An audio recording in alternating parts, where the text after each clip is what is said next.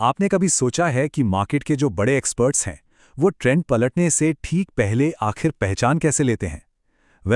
इसका जवाब ना अक्सर एक बहुत ही इंटरेस्टिंग टूल में छुपा होता है, MACD इंडिकेटर। तो आज हम इसके सारे राज खोलने वाले हैं। और सच पूछिए तो यही इसका सबसे बड़ा राज है। MACD सिर्फ कुछ टेढ़ी मेढ़ी लाइंस की उलझन नहीं है। ये मार्केट का ट्रेंड और उसकी जो रफ्तार है ना, जिसे हम मोमेंटम कहते हैं, उसको समझने का एक बहुत ही पावरफुल सिग्नल है। चलिए देखते हैं कि आखिर ये काम करता कैसे है।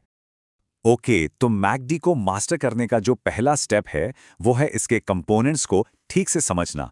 चलिए इस टूल को पहले इसके सिंपल हिस्सों में तोड़कर देखते हैं।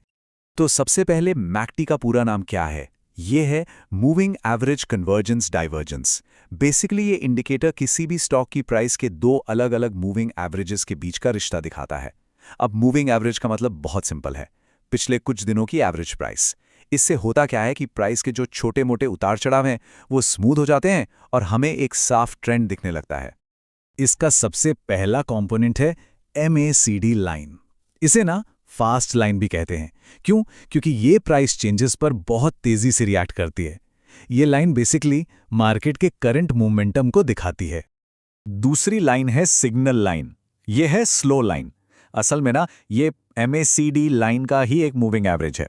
अब असली जादू तब होता है जब ये दोनों लाइंस एक दूसरे को क्रॉस करती हैं।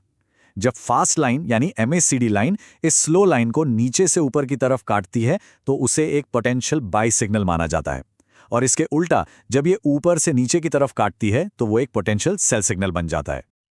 और फिर आता है तीसरा हिस्सा, हिस्टोग्राम। चार्ट पर ये जो आपको छोटी बड़ी बार ग्राफ दिखते हैं ना, ये मैकडी लाइन और सिग्नल लाइन के बीच की दूरी को ही दिखाते हैं। सीधा सा हिसाब है, हिस्टोग्राम के बार्स जितने बड़े होंगे समझो मोमेंटम उतना ही स्ट्रांग है। तो चलिए एक झट में इसको रिकैप कर लेते हैं। MACD लाइन बताती है करंट मोमेंटम, सिग्नल लाइन देती है ट्रेंड में बदलाव के इशारे, और हिस्टोग्राम वो उस मोमेंटम की ताकत को नापता है। बिल्कुल सिंपल। तो ये थे इसके तीन मेन कंपोनेंट्स। ठीक है, तो अब जब हम इन कंपोनेंट्स को समझ गए हैं तो चलिए आगे बढ़ते हैं।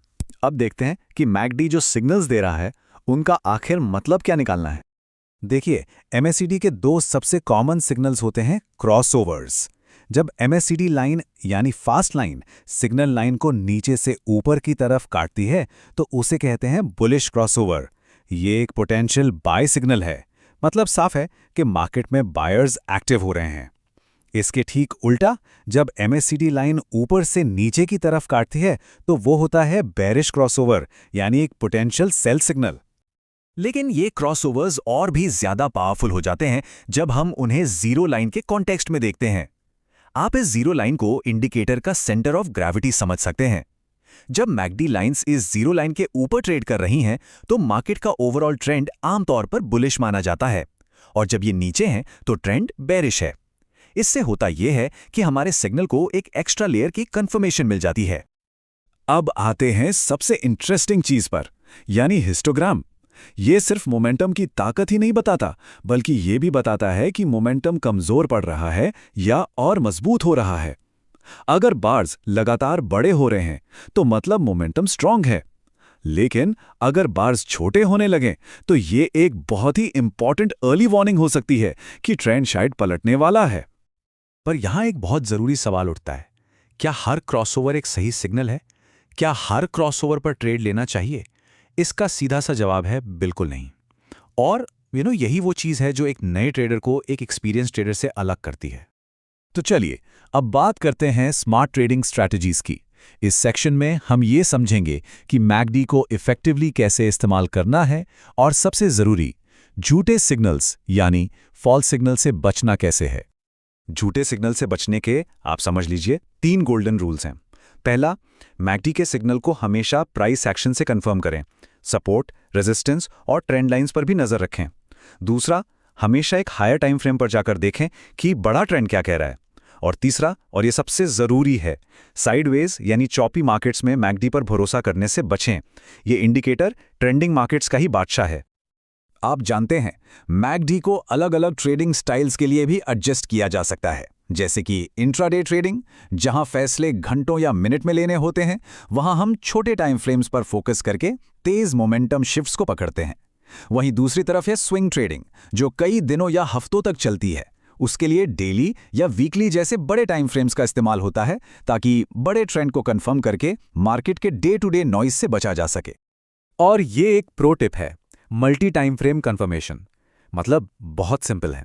स्टेप 1, पहले एक बड़े टाइम फ्रेम जैसे डेली चार्ट पर मेन ट्रेंड को पहचानिए। स्टेप 2, फिर एक छोटे टाइम फ्रेम जैसे आवरली चार्ट पर उसी ट्रेंड की डायरेक्शन में एंट्री सिग्नल्स ढूंढिए। इस टेक्निक से ट्रेड के सफल होने की प्रोबेबिलिटी काफी बढ़ जाती है। चलिए, अब हम इस पूरी चर्चा के आखिरी हिस्से पर चलते हैं। यहाँ हम कुछ कॉमन गलतियों और सबसे जरूरी बातों को एक बार फिर से दोहराएंगे। ये 3 ऐसी आम गलतियां हैं जो ट्रेडर्स के अकाउंट को सबसे ज्यादा नुकसान पहुंचा सकती हैं। पहली गलती, हर दिखने वाले क्रॉसओवर पर ट्रेड करना। ये ओवर ट्रेडिंग और लगातार छोटे छोटे घाटे का सीधा रास्ता है। दूसरी, आंख बंद करके सिर्फ MACD पर ही डिपेंड रहना और प्राइस एक्शन को पूरी तरह इग्नोर कर देना। और तीसरी, जैसा हमने पहले भी बात की, साइडवेज मार्केट में इसका इस्तेमाल करना, जहां ये लगातार झूठे सिग्नल देता रहता है। तो इस सब का कोर लेसन क्या है? याद रखिए, MACD ट्रेंड और मोमेंटम को पकड़ने के लिए एक जबरदस्त टूल है, लेकिन इसके सिग्नल्स को हमेशा प्राइस एक्शन और मार्केट के बड़े कॉन्टेक्स्ट के साथ कंफर्म करना बहुत जरूरी है। अकेला MACD काफी नहीं है। तो इस सारी जानकारी के बाद अब सवाल यह है कि ट्रेडिंग में MACD का इस्तेमाल आगे से कैसे किया जाएगा। ये एक ऐसा सवाल है जिस पर सोचना जरूरी है, ताकि इस पावरफुल टूल से बेहतर नतीजे मिल सकें। एक जरूरी बात, ये सारी जानकारी सिर्फ शैक्षिक यानी एजुकेशनल पर्पसेस के लिए है। किसी भी तरह का निवेश करने से पहले अपने फाइनेंशियल एडवाइजर से सलाह जरूर लें।